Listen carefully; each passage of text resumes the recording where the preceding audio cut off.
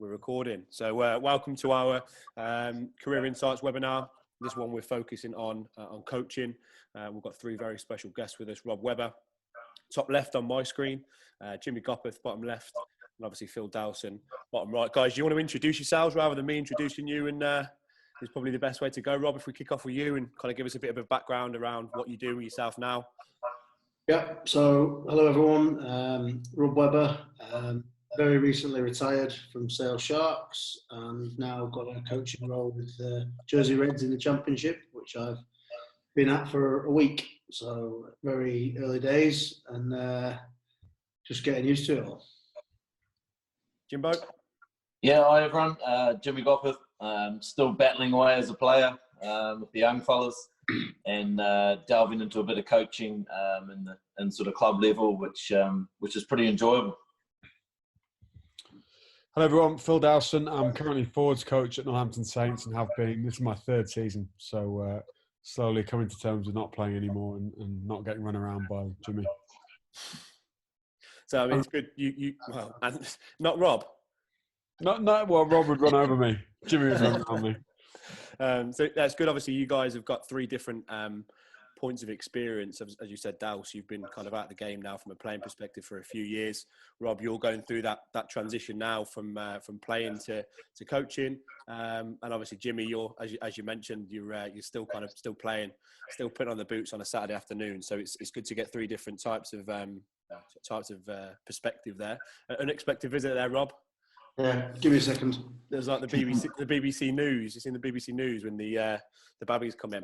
But I mean, if we kick off with you then, Dals, I mean, from a coaching perspective, was that always something that you knew you wanted to do kind of after you finished playing, or is that just something you kind of transitioned into quite smoothly, as it were? It wasn't necessarily something I'd always wanted to do, but as you got older and you wanted to stay involved in the environment, you realise, you do work experience in different industries and areas, and you think actually, you're pretty lucky to work in the sporting environment, and you want to try and stay involved somehow. And it was just fortuitous that Northampton Saints phoned me up and they said they had an ACAD role, transition role, skill role sort of available, and would I be interested in coming back? And I was considering playing on another year, but I kind of knew deep down that I physically wasn't really putting my best foot forward, and there's an opportunity there to take that wouldn't be there in the future, and so there has to be a time where you make that leap. And so in terms of that, I was incredibly lucky in terms of timing, but then probably unlucky in terms of the fact that I was in an academy role, and then the first team, the results didn't go their way, coaches were fired, and I got sort of moved up into a first team coaching role in the defence, and that was a bit of a baptism of fire. And I found that quite tough in terms of not having a huge amount of experience and being put into the sort of put into the mixer straight away. So yeah, I was lucky in one way and then sort of unlucky in another, because I was sort of dropped in head first and had to sort of find a way through that. Brilliant. Jim, so you on the flip side, as you said, still playing, but you're kind of coaching still on the side, obviously with your own kicking academy, but also as you mentioned, club rugby. So again, is that something that you've always, I mean, as a 10, it'd be interesting to kind of have a little bit of a discussion around kind of positional, from a positional perspective, but is that something that you've always thought is going to be a future for you? Not really, I suppose. I'm the same as what Dal said. We're in this game for so long, and it's been a part of our lives for a long time. And you think, you speak to a lot of guys who've retired and sort of walk away from the game, and they miss being a part of it. And I suppose being a 10 and having a lot of sort of knowledge around the game, it's one of those things I feel like I can give back, because rugby's one of these things when we get taught a lot of things from different people. So we gather all this information, and it's our responsibility to pass it on. You don't just want to finish and keep all this information that you've got. So I find it really fulfilling that, especially, obviously I've got my kicking academy, which is great on a personal, individual level. I can really hone into someone and help them with their skills. But what I find more fulfilling is club rugby. Tuesday, Thursday nights, hopefully you can get this down many sort of games as I can within my schedule. But just to pass my knowledge on that I've sort of been brought up with right throughout my career, and pass it on to these battlers that just come every day. They love the game, and that's why we started playing it, because we love it. And I'd find it really cool to see the development in these kind of guys and things that I can give back. And that's what I find as a coach, an up-and-coming coach, you find that really fulfilling. Rob, would kind of go along the same as Jimmy and Dowse, or have you always thought I'm definitely going to go into coaching? Obviously, you've got quite a comprehensive coaching background whilst you've been playing in the Prem as well on the side. Yeah, probably a combination of the both of the two of the guys, really. I probably have thought I wanted to be a coach for, at least the last 5 or 6 years, and I've been doing bits alongside that to get there. But because I've been still playing, obviously, the level I've been doing that at sounds similar to Jimmy, really, and in the lower league, sort of National 1, National 2, National 3, National 2, National 3. So, and that club rugby level, Tuesday, Thursday nights with guys that come because they love it. And that's been brilliant and really grounding and actually taught me a lot and, allowed me to make loads of mistakes probably, which has been a good thing at that lower level. But yeah, I would say that it has been on my agenda for quite a while, to be honest. And it came a time a little bit like Dow said, where I just sort of started to feel that I was probably enjoying those Tuesday, Thursday nights more than I was Tuesday, Thursday mornings anyway. Maybe not the Saturdays, but the Tuesday, Thursday mornings and at Premiership club training. And I thought that I just found myself always talking and thinking about coaching. And even from looking at the coaches that were coaching me and all that sort of stuff, and probably more than I was about playing. So I thought, let's start talking about it and do it. So I took the decision to end my contract a little early and take the plunge, really. And I was lucky enough that there was this job became available and applied for it and everything and got it. So that I had so far, I've had a pretty smooth transition from stopping playing to gaining employment. And obviously the test is yet to come, but exciting times ahead, I suppose. A couple of you guys have mentioned there around like the experience of coaching while still playing, with lower league club rugby. How have you kind of found that fitting that into your schedule while still being a professional at whatever level you've been doing it? How's that kind of worked for you? Has it been a challenge? Has it been pretty straightforward? Or does it kind of, I suppose, the club that you're also coaching at, I suppose, has got to be a little bit of flexibility there? Yeah, I think the biggest key is finding a club that's pretty flexible. I'm pretty lucky. I take Tuesday, Thursday trainings and games, whatever games I can make.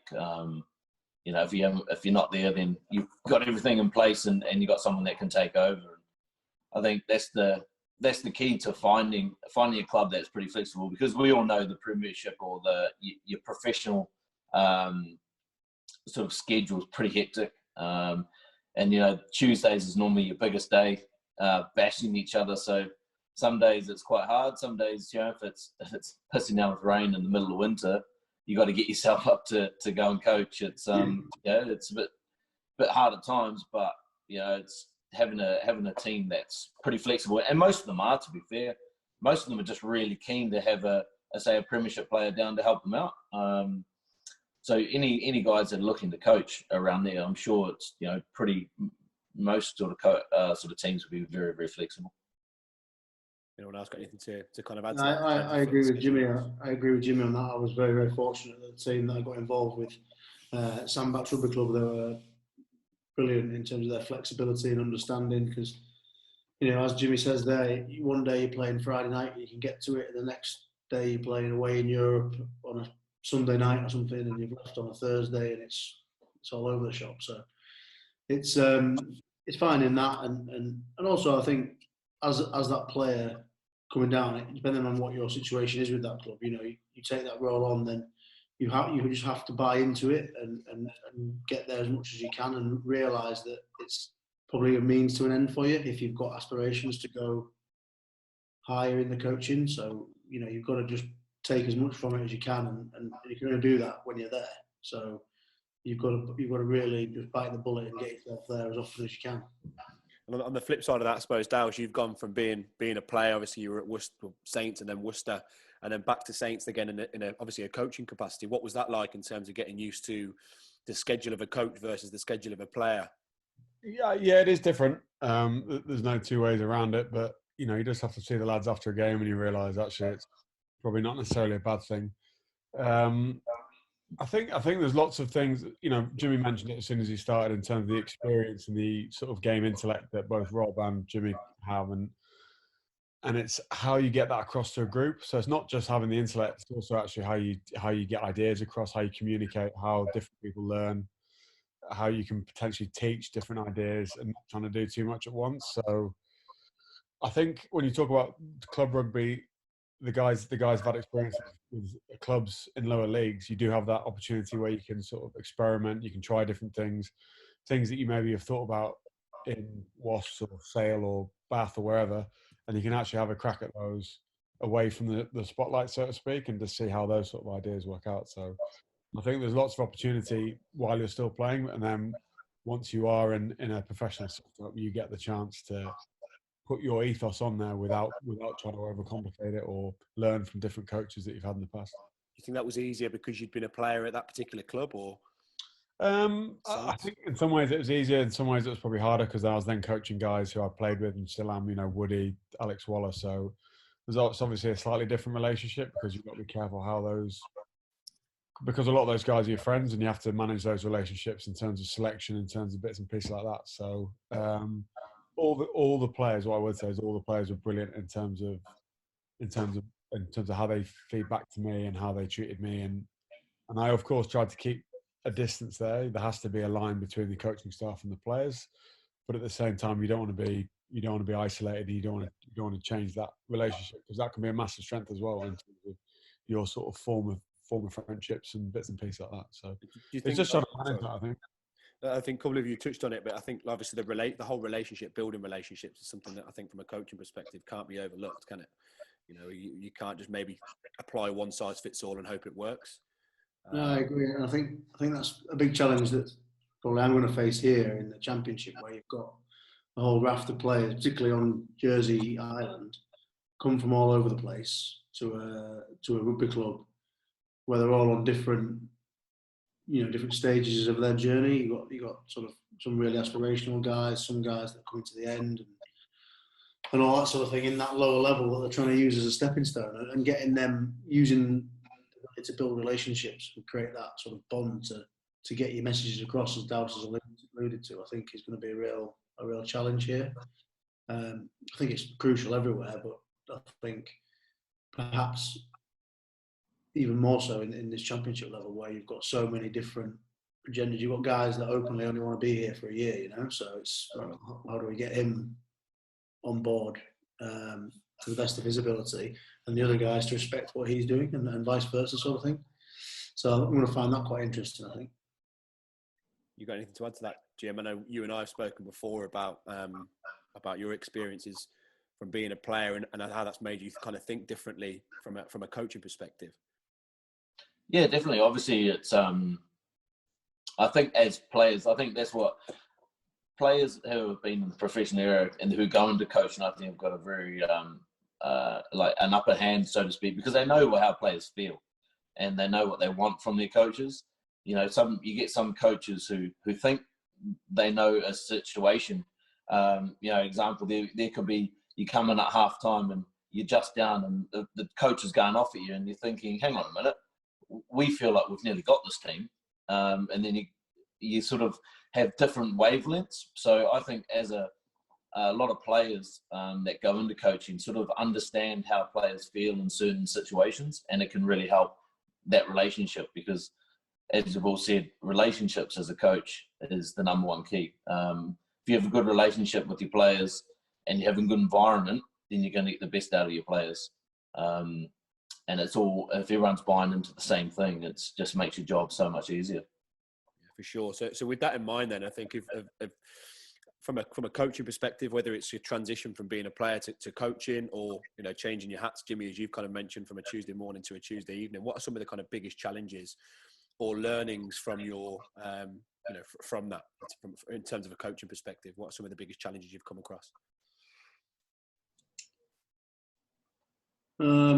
My biggest challenge at the moment is trying to become more computer literate, to be honest with you.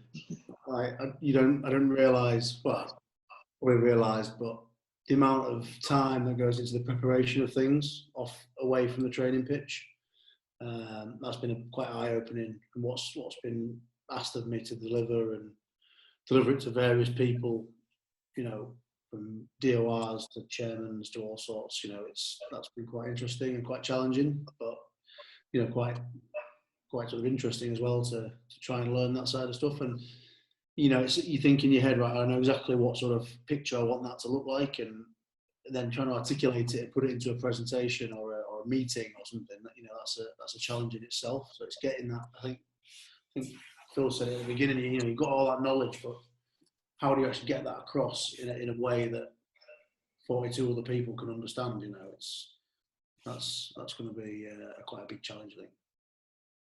Sure. Dalston, have we got you back? I thought we might have lost your audio. Yeah, so I muted my mic, and then hadn't. It's the old classic Zoom. But yeah, no problem.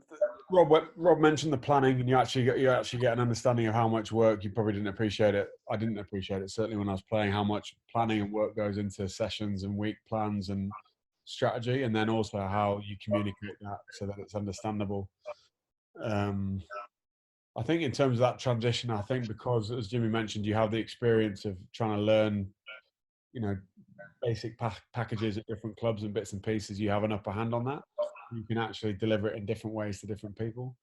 So somebody coming through an academy system as opposed to somebody who's signed an All Black, there's different ways that you can manage that sort of transition. So I think it's having an understanding and having some empathy for the people you're trying to coach on an individual basis, and also really understanding what's important at that time for that week, because because Jimmy and Rob have so much information that they want to give, it's actually when is the best time to actually give that across, because you obviously can't just download it all at once. So a lot of the timing and planning stuff is really integral to how your ethos gets put in. As Rob said, he's got a real clear idea. How does he get that idea across to 42 people who are learning a different way, who are playing at Jersey for potentially different reasons? So it's a brilliant challenge. And there'll be some weekends he'll be tearing his hair out and he'll be going grey, and there'll be other weekends where it all falls into place and you think you've cracked it, and then no 2 weekends will be the same. You've got a thick head of hair there, Rob, mate. Nice and dark, so I won't worry about it. Plenty to be going on at night, don't you worry, Dal. Jimmy, have you got anything to add to that, mate, in terms of kind of challenges that perhaps you did or didn't appreciate from a playing perspective that you've now got from a coaching point of view? I suppose you appreciate how players do things on the field that you don't coach, and then how you got to deal with it. And we realise what sort of we go through week in week. But no, the biggest thing I think is, especially if you're coming in transitioning to coaching and like me doing lower level and just amateur rugby, is just having appreciation that everyone's different. Everyone sort of takes in knowledge or understands the game a lot different. And the biggest thing is to make sure, don't think that you know best. You got to work around people, and you know, you got to be a good listener as well as a talker, because everyone's a little bit different. And you know, that's what I found. You know, I get guys that turn up on a Thursday and I haven't seen them before, and they're playing their first game of rugby on Saturday. And so I've got, you know, guys who've been playing all their life to guys who are starting their first game. So it's a real good learning curve for me of how sort of I sort of bring across of how I want to play the game, and sort of how my drills are set up and stuff like that. So I think as a sort of a new coach, guys coming into it, just understand everyone is the biggest one, and just don't take anything too serious. Brilliant. On the flip side to that, then, I think what would you say are some of the reasons? What are some of the good things that you've experienced through your coaching careers so far? Is that you know, if there's a guy or a girl that's interested in coaching, why would they want to get into that industry and potentially a career for after rugby?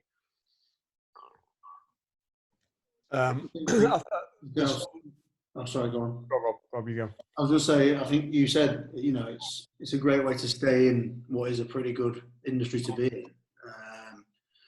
And if you think you've got the attributes that can allow you it, then, you know, it's almost like a why not? It allows you to stay in what's a pretty great job.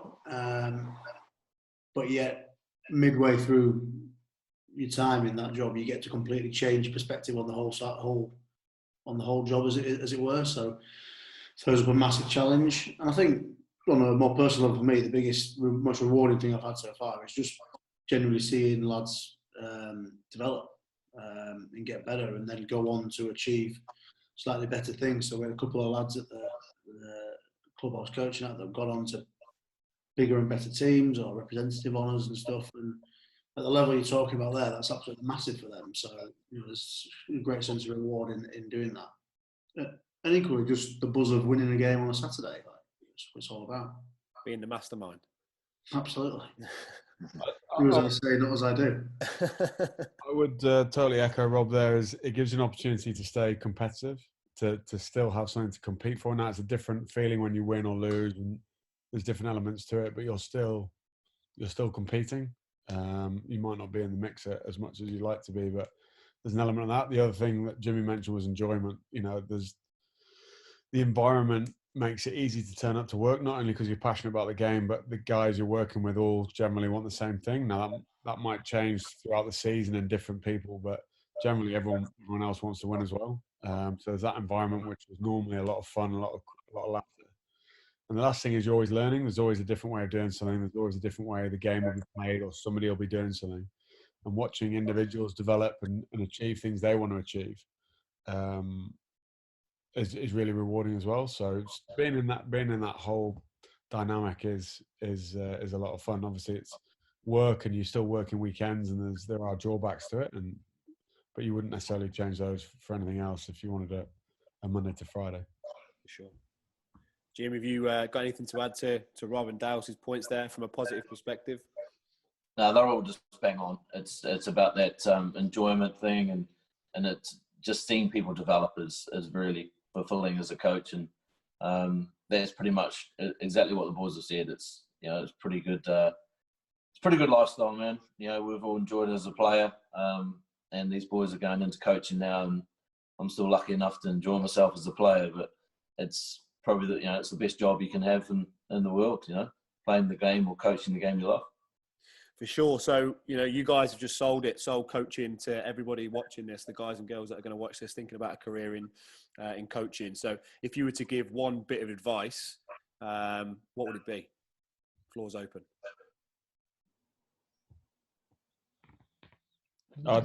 I'd say go and coach. I'd say get the experience.